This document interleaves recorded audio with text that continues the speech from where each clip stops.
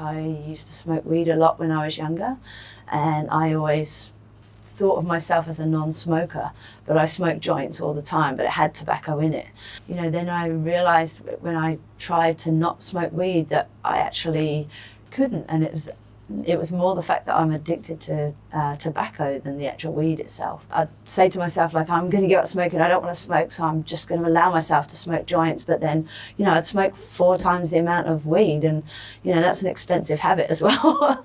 And so, yeah, you know, and it's like, I don't want to be stoned all the time either. So it's like, when I actually finally gave up was once I made that decision to give up smoking weed, really. Once I made that decision, it was a lot easier to give up the tobacco, you know. A year before, I actually gave up for a year, and I focused on other things. I was training for a fight, actually, like for like competition for Muay Thai, and obviously smoking and training doesn't really go hand in hand. So I committed to sort of giving up. But then as soon as the fight was over, I started smoking again, and you know, I'd gone from being the fittest I'd ever been to suddenly feeling like I couldn't walk up the hill to walk my dog again, you know. And I think that health reasons for me was why I really wanted to quit. One of my friend's husband, who was older than me, but he just passed away from lung cancer, and so yeah, it was something I really wanted to do, but I struggled. You know, I tried Champix, I tried gum, and I tried, you know, lots of different methods, and it would normally work for a small period of time, and then I would just start smoking again. And by the time I actually gave up, I was a pretty heavy smoker and smoking like 30 rollies a day.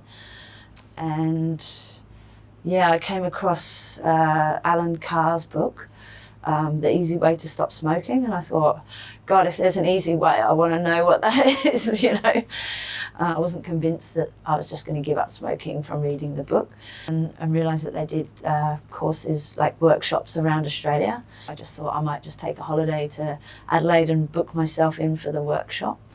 And so I did that, and it was, you know, half a day, 5 hours, and yeah, at the end of it, I smoked my last cigarette, and I've never smoked a cigarette since. It's pretty amazing.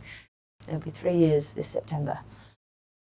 Alan Carr's method is really teaching you the psychology of why we smoke, and, you know, how undoing all the brainwashing, you know, that perception we have of what cigarettes do for us. They calm us, but actually that's not the case, you know. And when I started reading it, just made so much sense to me. I just thought, this is just simple stuff, but it's, by the time you finish the book, you kind of like, why am I smoking? You know, this doesn't make sense at all.